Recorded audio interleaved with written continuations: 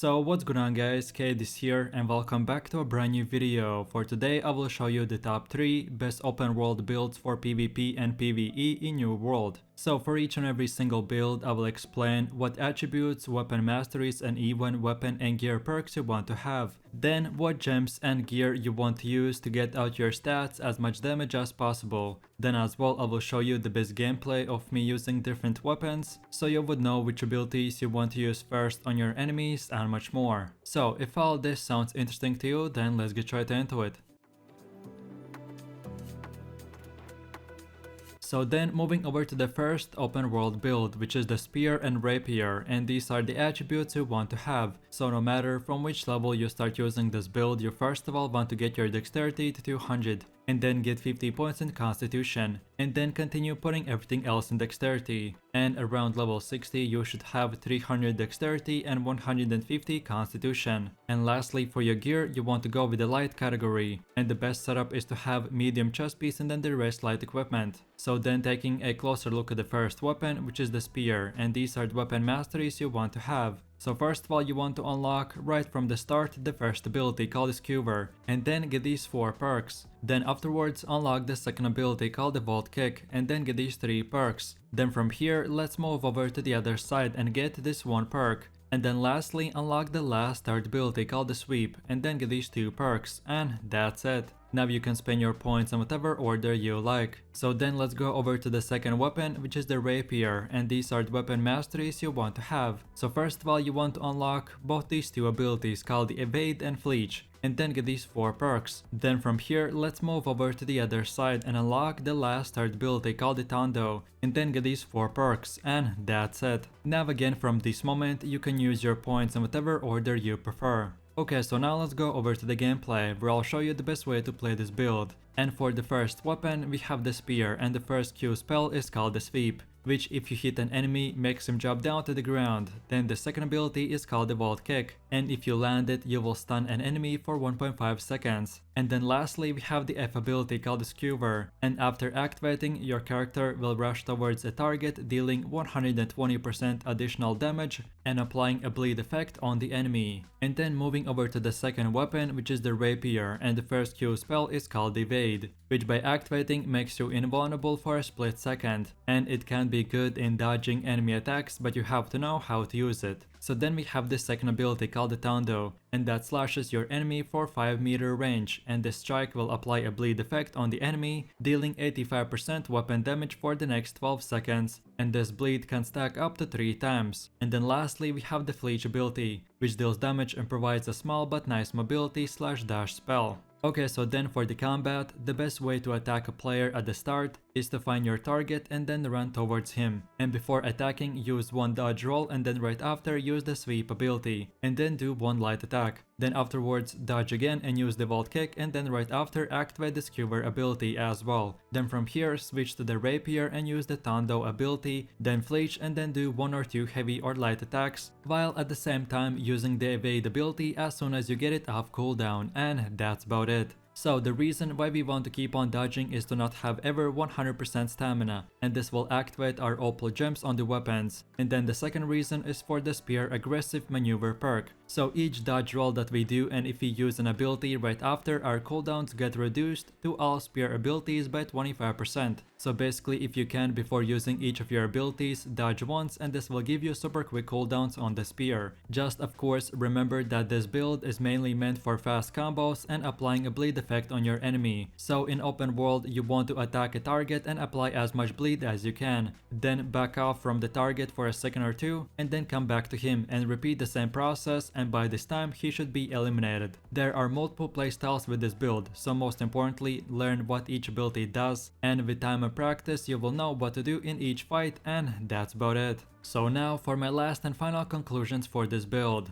The spear and rapier weapon combination right now is very powerful and nasty in open world PvP and PvE, because you have a lot of burst damage and bleeding effects, then at the same time you have mobility abilities to run around the map a lot faster or to catch your targets and much more. So then last but not the least, for the spear and rapier you want to use the opal gem, and then for all of your gear, amulets, rings and everything else use the Enix gems. And then on top of all this, to find out the best weapon weapon and gear perks, watch this video, which is titled "Which weapon and gear perks are the best for your build?" You can find a link in this video description or just scroll through my channel. So in a quick summary, if you're looking for one of the best open world builds that is high damage and fun to play, then this is the build for you, so enjoy!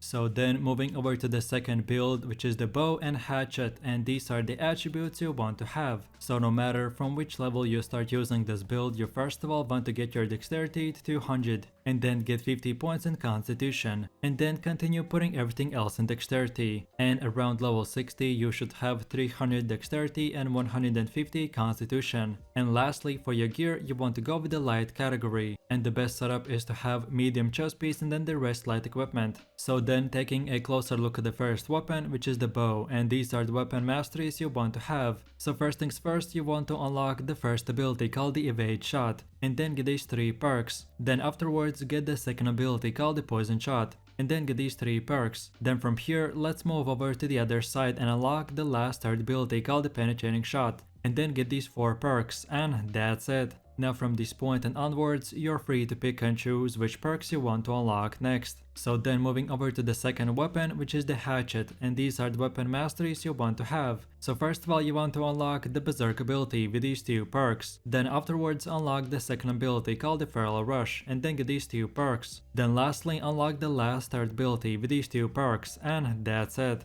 Now again from this point and onwards, you're free to choose in whichever order you want to spend your points. Okay, so now let's go over to the gameplay where I'll show you the best way to play this build. And for the first weapon, we have the hatchet, and when attacking an enemy it's super simple. You want to use your Q ability, aka activate berserk mode, and then keep on using auto attacks and use the R and F abilities, which are just simple damage spells. The best thing about berserk mode is that it will give you self-healing and movement speed, so you can use it to run away or run towards an enemy. And then for the second weapon, we have the bow, and the first Q spell is called the poison shot, which gives you the ability to shoot an arrow, and when it reaches a target, the arrow will explode and create a green poison smoke. An enemy standing in that smoke will be taking damage every second. Then the second ability is called the penetrating shot, which deals a lot of damage, and the arrow itself can go through multiple players, which makes the spell very useful in PvE and PvP as well. And then lastly, our third ability is called the evade shot, which when using makes your character leap back 5 meters while shooting 1 arrow.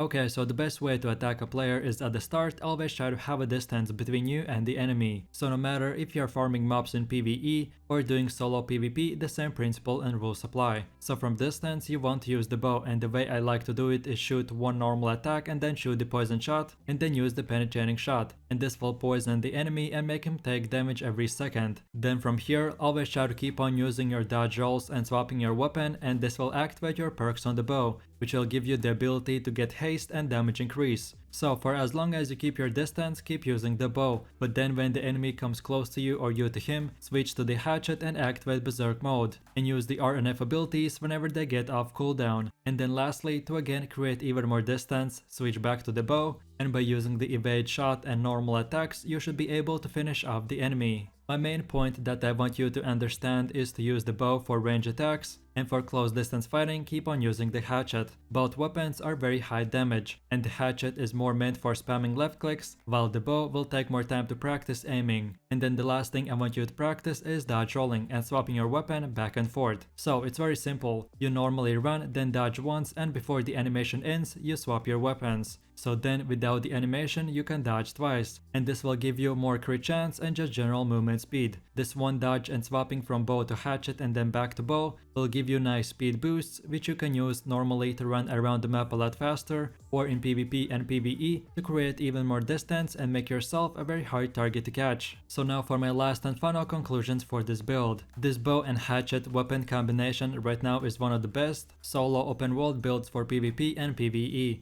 Then of course you have to consider that to play this build, it will be a bit harder and take more time to practice aiming, especially at moving targets, because it may seem easy to hit a standing target with the bow, but in reality it's actually quite hard. So then last but not the least, for the bow and hatchet you want to use the opal gem, and then for all of your gear use the Enix gems. And then on top of all this, to find out the best weapon and gear perks, watch this video which is titled "Which weapon and gear perks are the best for your build?" You can find the link in this video's description or just scroll through my channel. And in that video I will specifically explain how perks work and which ones are the best for your gear and weapons and much more. So in a quick summary, if you're looking to do high damage or you just want to use one of the best open world builds for leveling or PvP, then for sure try this one out and have fun.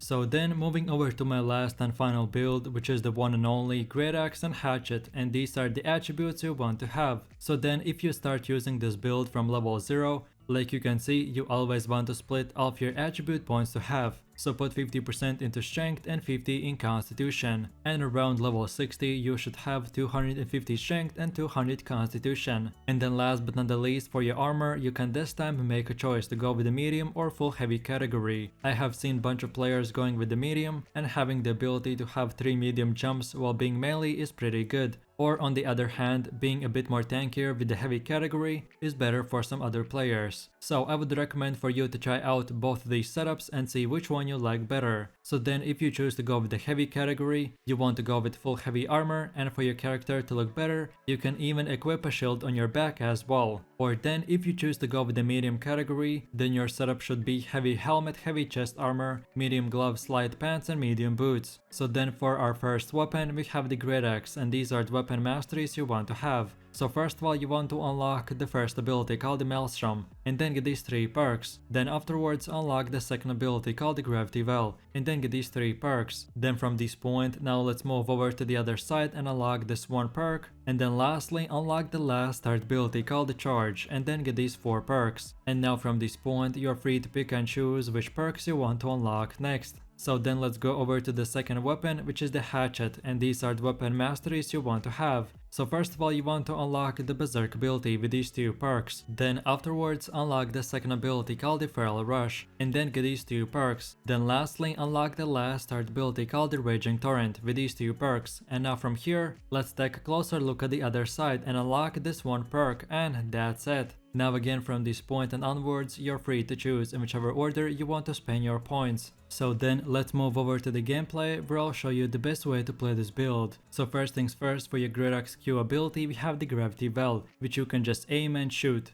And if you hit the target in that electric storm, he will take damage and get stunned. Then the second ability is called the Maelstrom, which performs a fast spinning attack, which deals damage and pulls targets closer to you. And then lastly we have the F ability called the Charge. And this is a dash ability, which deals damage and gives you more mobility. So then moving over to the second weapon, which is the Hatchet, and the first Q spell is called the Berserk, which after activating makes your character enter Berserk mode, which increases your damage and movement speed by 20% each. Then every 4 seconds you can get your health back, which can be up to 30% of all of your maximum health. And then as well, the Berserk mode itself removes any stun or slow that the enemy target has applied to you. Then the second and third abilities basically work the same, as they are just simple damage abilities that do 3 to 4 fast attacks in 2 different ways. And then lastly, when you hold the right mouse button, you'll be able to throw an axe, and this is very useful in hitting your targets from further distances or to finish them off if they're low health and running away.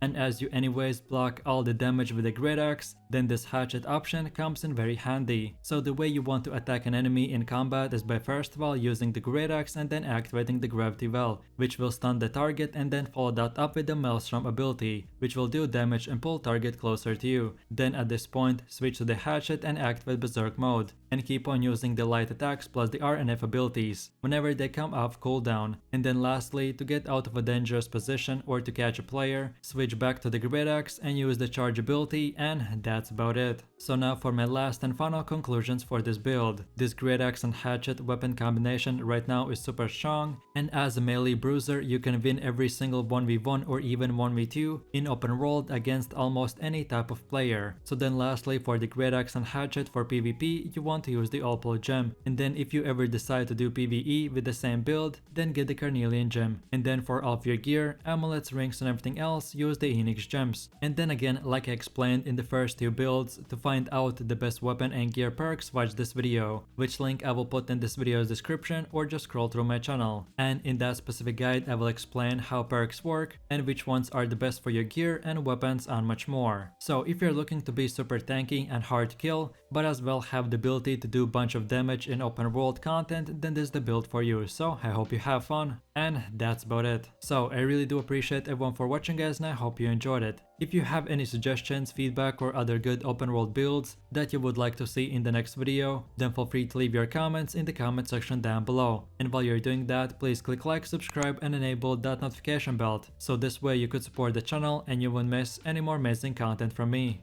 And with that said, you have an amazing day and I will catch you in my next video. So take it easy. Peace. Yo, I ain't here for the money, I ain't here for the fame. Though it might be nice to own a jet plane, I'ma do it all for you. Come along and see it's true.